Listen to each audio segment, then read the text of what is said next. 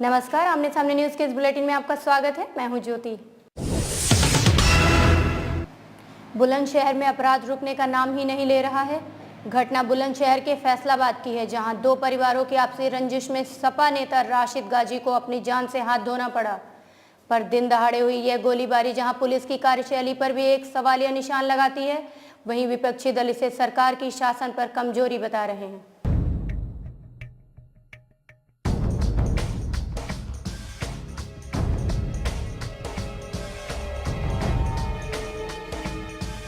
घटना बुलंदशहर के फैसलाबाद की है, जहां दुकान के विवाद में दो पक्षों में जमकर गोलीबारी हुई।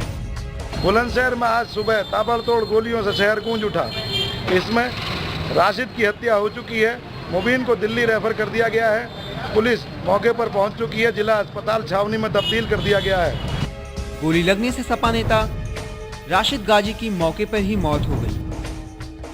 साथ ही एक युवती समेत 4 अन्य घायल हो गए।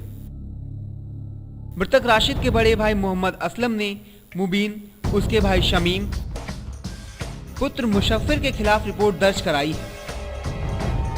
पुलिस ने मामले की जांच शुरू कर दी है। बताया जाता है कि फैसलाबाद के मुबीन का अपने भाई ताहिर के साथ दुकानों को लेकर विवाद चल रहा था। ताहिर के कब्जे वाली दुकानों पर मुबीन अपना चौथा हिस्सा होने का दावा कर रहा था। ताहिर ने दुकान का सौदा सपा के नगर उपाध्यक्ष राशिद गाजी से कर दिया, जिस कारण राशिद और मुबीन पक्ष के बीच जमकर गोलीबारी हुई। इसमें राशिद गाजी, आकिल, इदरीश और दूसरे पक्ष के मुबीन, उसकी पुत्री शबनम गोली लगने से घायल हुए।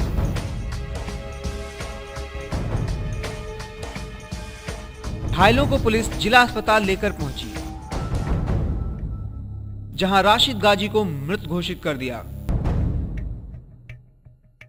गौरतलब है, बुलंदशहर में अपराध रुकने का नाम ही नहीं ले रहा, जो पुलिस की कार्यशैली पर एक सवालिया निशान खड़ा करता है।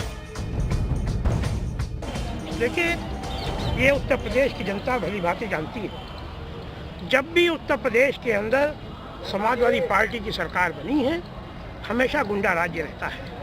गुंडों को बढ़ावा होता है और गुंडे खुलेआम घूमते हैं। खुलेआम यहाँ पे लूट होती है, लोग खुलेआम डकैती होती है, खुलेआम यहाँ पे हत्याएं होती है। इसमें कोई दो राय नहीं है। यह घटना पुलिस की लापरवाही है या सरकार का पुलिस पर अनियंत्रण? यह एक बड़ा सवाल है। ब्यूरो रिपोर्ट, आमने सामने न्यूज। उधर भाजपा ने गुजरात चुनाव से पहले अपना घोषणा पत्र जारी किया। घोषणा पत्र जारी करते हुए मुख्यमंत्री नरेंद्र मोदी ने कहा, यह घोषणा पत्र विकास का द्योतक है तथा सभी को साथ लेकर चलने वाला है। जहां मोदी ने कई वादे किए, वहीं वे 2002 के उस गोधरा कांड के पीड़ितों को भूल गए। मोदी जी, विकास की राह पर चलते हुए शायद आप यह चुनाव तो जीत जाएंगे, पर उन दिलों में जगह बना पाएंगे या नहीं, जो 2002 में आप ही के द्वारा दिया गया दर्द आज भी झेल रहे हैं। यह तो आने वाला वक्त ही बताएगा।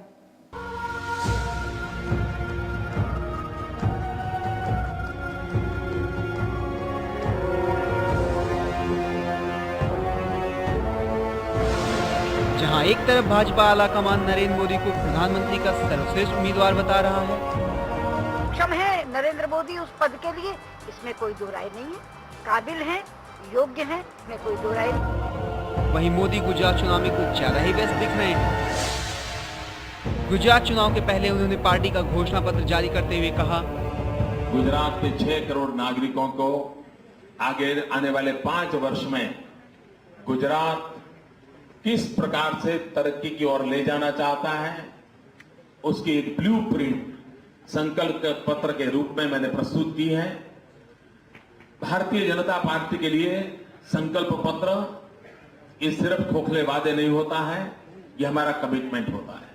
हमारा संकल्प पत्र सर्वव्यापी है, सर्व समावेशक है, सर्वांगीण विकास की ब्लूप्रिंट है, समाज के वंचितों के विकास के लिए है, गरीब, दलित, पीड़ित, शोषित उनके कल्याण के लिए, और वो अपने जीवन में गर्वभर जीवन कैसे जिए और अपने बलबूते पर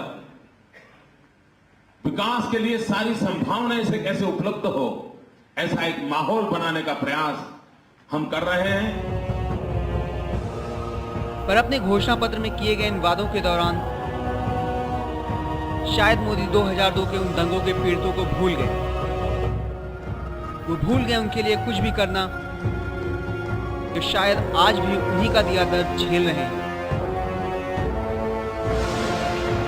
मोदी जी, जहां आप विकासवाद का राग अलापते हुए गुजरात को भारत का सर्वश्रेष्ठ राज्य बता रहे हैं, वहीं आपको आप ही के राज्य के उन अल्पसंख्यकों का भी ध्यान देना चाहिए जो आपके द्वारा लिए गए एक निर्णय की सजा आज तक भुगत रहे हैं। मोदी जी, विकास सिर्फ राज्य का नहीं, मानवता का भी होना चाहिए। ब्यूरो रिपोर्ट, आमने सामने न्यूज।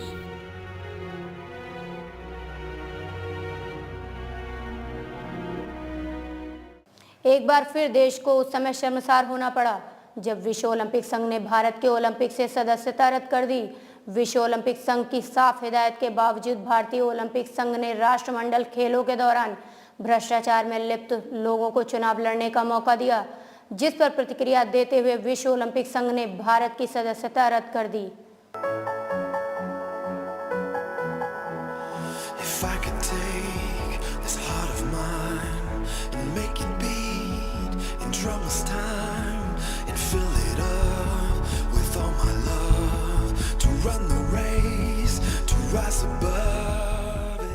लंदन ओलंपिक में अब तक का सर्वश्रेष्ठ प्रदर्शन करने वाले भारतीय एथलीट अगर अगले ओलंपिक में भाग नहीं ले पाए तो बहुत हैरानी नहीं होगी। दरअसल भारतीय ओलंपिक संघ और सरकार ने ओलंपिक की भावना के साथ लगातार जिस तरह खिलवाड़ किया, उसी का नतीजा ओलंपिक बिरादरी से निष्कासन के रूप में सामने आया है। यानी अब हम दक्षिण अफ्रीका, अफगानिस्तान, सूडान और कुवैत जैसे देशों की श्रेणी में आ गए हैं, जो इससे पहले अलग अलग कारणों से ओलंपिक बिरादरी से बाहर हुए थे। इस राष्ट्रीय संघ के लिए ओलंपिक संघ जितना दोषी है, सरकार उससे कम जिम्मेदार नहीं। अंतर्राष्ट्रीय ओलंपिक समिति ने चुनाव से पहले ही कह दिया था कि राष्ट्रमंडल घोटाले से जुड़े दागियों को बर्दाश्त नहीं किया जाएगा। इसके बावजूद ललित भनोट न सिर्फ संघ के नए महासचिव के तौर पर चुने गए, बल्कि नवनिर्वाचित अध्यक्ष अभय चौटाला उनके चयन को सही ठहरा रहे थे। यह वही भनोट हैं जो राष्ट्रमंडल घोटाले में अपनी लिप्तता के कारण जेल में थे। यहां सरकार के रुख को देखते हुए बड़ा सवाल यह है, जो सरकार अब तक खेलों के विकास के लिए कोई मुकम्मल नीति नहीं बना पाई, जो खेल संघों को राजनेताओं और नौकरशाहों के चंगुल से मुक्त कर पूर्व खिलाड़ियों के अधीन नहीं कर पाई, वह ओलंपिक संघ की स्वायत्तता खत्म कर आखिर क्या साबित करना चाहती है। खेल के मामले में पहले ही हमारी छवि इतनी अच्छी नहीं है और उस पर यह अप्रिय प्रसंग तो और भी साख को मटियामेट करने वाला है। ब्यूरो रिपोर्ट, आमने सामने न्यूज। रुकते हैं एक छोटे से ब्रेक के लिए, बने रहिए, कहीं न जाएं, देखते रहिए आमने सामने न्यूज। जो होते हैं स्वाद के शौकीन, वो खाते हैं आदर्श स्वीट्स और नमकीन। एक ऐसा स्वाद जो हमेशा रहे याद। उत्तर प्रदेश उत्तराखंड की नंबर 1 नमकीन। विश्वास भरा सफर 50 सालों का, परंपरा खुर्जा की। ब्रेक के बाद एक बार फिर से आपका स्वागत है। पिछले कुछ समय से एफडीआई पर चल रही खींचतान उस समय समाप्त हो गई जब यूपीए सरकार ने लोकसभा व राज्यसभा में हुई वोटिंग के दौरान जरूरी आंकड़े जुटा लिए। जहां बसपा व सपा दोनों ही दलों ने लोकसभा में वोटिंग न करके यूपीए के लिए तारनहार बनी, वहीं राज्यसभा में तो बसपा एक कदम आगे बढ़ते हुए सरकार के पक्ष में वोटिंग कर गई, पर सपा अपने रुख पर अडिग रहते हुए वोटिंग न करने के फैसले पर बरकरार रही। जहां मुख्य विपक्षी दल भाजपा इसे सीबीआई की जीत व सरकार की हार बता रहे हैं, वहीं कांग्रेस दोनों सदनों में हुई जीत से आश्वस्त नजर आ रही है।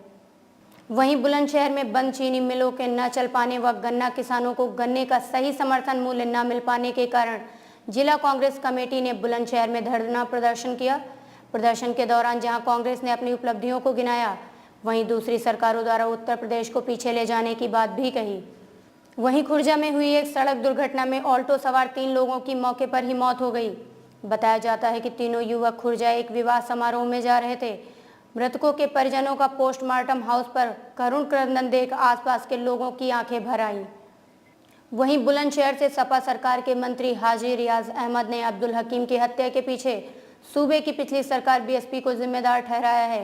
मंत्री ने साफ शब्दों में कहा कि इस कत्ल की सारी आधारशिला पिछली सरकार में ही रखी गई। उन्होंने कहा कि अगर बीएसपी सरकार ने इस केस पर सही कार्रवाई की होती तो शायद आज यह घटना घटित ही न होती।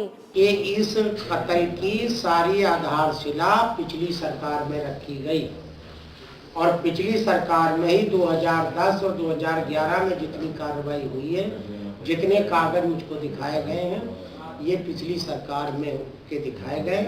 पिछली सरकार में अगर इसको मजबूती से इस पर क्रियान्वयन आदेशों पर किया होता, उसको संजीदगी से लिया गया होता, उसको जो है सीरियस लिया गया होता, तो आज ये जो हत्या से बचाया जा सकता था। जहां एक तरफ महविश इसे ऑनर किलिंग बता रही हैं, वहीं सपा के द्वारा पिछली सरकार को जिम्मेदार ठहराना इस केस को नया ही आयाम दे रहा है। इस बुलेटिन में फिलहाल इतना ही। अब मुझे यानी ज्योति को दीजिए इजाजत। नमस्कार।